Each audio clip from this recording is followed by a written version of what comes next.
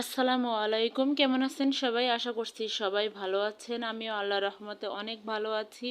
আজকে আর একটি নতুন ভিডিও নিয়ে চলে এসেছি। আজকে আমি সকাল থেকেই শুরু করছি।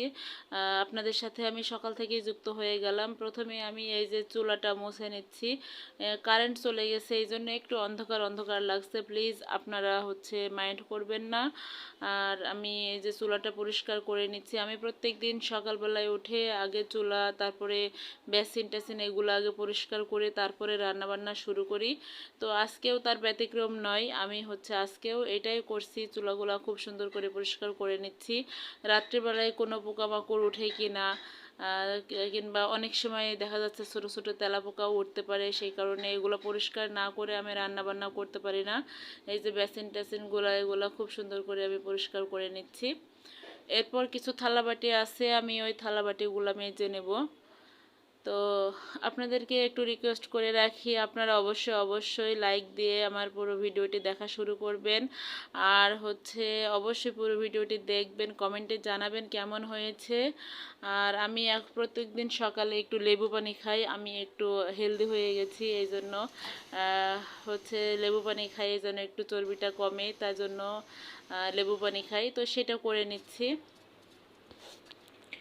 তো পানি গরম করে নিয়েছিলাম, এর মধ্যে একটু আদাও দিয়েছি, পরে এবার আমি লেবু চিপড়াইয়ে দিচ্ছি। এরপর গ্লাসে ঢেলে আমি খেয়ে ফেলবো। আর যেটা বলতে চাচ্ছিলাম, অবশ্যই আমার চ্যানেলটি আপনারা সাবস্ক্রাইব করে দিবেন যারা নতুন আছেন, আর যারা পুরানো আছেন তাদেরকে অসংখ্য ধন্যবাদ, প্রত্যেককেই ধন্যবাদ জানাই আমি। আর আমার কাজকর্ম আপনাদের কেমন লাগে, রান্না বান্না কেমন লাগে অবশ্যই কমেন্টে জানাবেন। আর যদি কিছু ভুল ত্রুটি হয়ে থাকে অবশ্যই ক্ষমা সুন্দর দৃষ্টিতে দেখবেন। তো আজকে আমি পাট শাক রান্না করব। এটা তিতো পাট শাক। এই শাকটা কেউ খায় না বাসার, আমার ডায়াবেটিসের সমস্যা আছে, এই জন্য আমি একটু তিতো খাই। তো শাকটা আমি সুন্দর করে বেছে নিচ্ছি। আর এই যে পুঁই শাকটা দেখতে পাচ্ছেন পাশে, পুঁই শাকটা ছাদের একটা গাছ ছিল পুঁই শাকের, সেটা কেটে নিয়ে আসা হয়েছে। এখন আমি এই শাক দুইটাই বেছে নিব, নিয়ে তারপরে রান্না বান্না করব।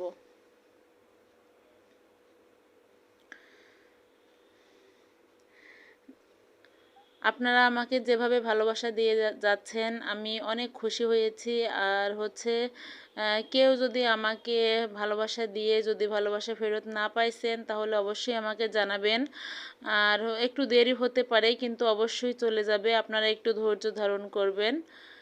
তো সব শাক আমার কাটা হয়ে গেছে। এরপর আমি এই যে রান্না করতে চলে এসেছি। এখানে আমি মরিচ, পেঁয়াজ আর রসুন সুন্দর করে ভেজে নিয়েছিলাম, তারপরে শাকটা দিয়ে এই যে শাকটা রান্না করে নিলাম। অনেক সুন্দর হয়েছে শাকটা খেতে, কিন্তু তিতো, তাই অন্য কেউ খায় না, আমার বাচ্চারা তো খায়ই না, আমার হাজব্যান্ডও খায় নাই, একা আমিই খেয়েছি, কারণ আমার উপকারের জন্য এটা খাওয়া।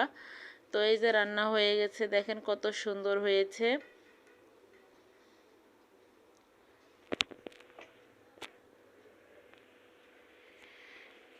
অল্প একটু হয়েছে, কারণ এক আটি শাক, এই কারণে।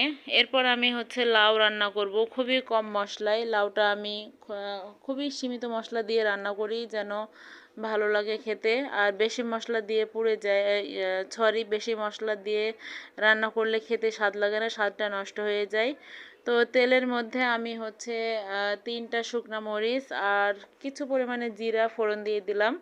দিয়ে এখানে মরিচ, পেঁয়াজ, রসুন সুন্দর করে ভেজে নিচ্ছি। আমি রসুন বাটা দিব না, জিরা বাটাও দিব না। তো সামান্য পরিমাণে হলুদ দিয়েছি, হলুদের পরিমাণও একটু কম দিতে হবে। দিয়ে আমি সুন্দর করে এগুলো ভেজে নিয়েছি। এরপর আমি লাউগুলা দিয়ে দিলাম।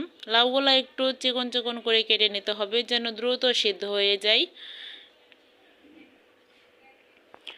তো সুন্দর করে আমি নেড়ে চেড়ে দিচ্ছি। এরপর আমি অল্প পরিমাণে মুগ ডাল দেব। আপনারা চাইলে মসুর ডাল কিংবা ছোলার ডাল, যে কোনো ডাল দিয়ে আপনারা করতে পারেন রান্নাটি। আমি মুগ ডাল দিয়ে করব।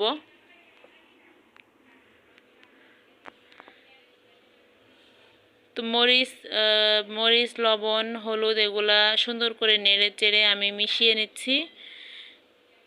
মিশানো হয়ে গেলে একটু পানিটা গরম হয়ে গেলে পানি বলতে লাউ দিয়েছি, তো লাউয়ের যে পানি বের হয় সেটা, আর সামান্য পরিমাণে আমি পানিও দিব।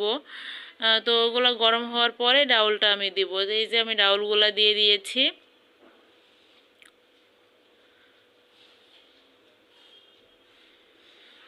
তো সমস্ত কিছু উপকরণ দিয়ে আমি এই যে সামান্য পরিমাণ একটু পানি দিয়েছি, দেওয়ার পরে আমি সুন্দর করে এটা ঢেকে দিয়েছি।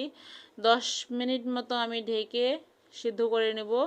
আর এই পানিতেই লাউটা সিদ্ধ হয়ে যাবে, এক্সট্রা আর কোনো পানি দেওয়া লাগবে না। তো এই যে দেখেন অনেক পানি বের হয়েছে। এইভাবে রান্না করলে অনেক মজা লাগে খেতে। তো এতক্ষণ ধৈর্য ধরে আমার পুরো ভিডিওটি দেখার জন্য আপনাদেরকে অসংখ্য অসংখ্য ধন্যবাদ। আপনারা সবাই আমার পাশে থাকবেন, আমিও আপনাদের পাশে থাকবো ইনশাল্লাহ।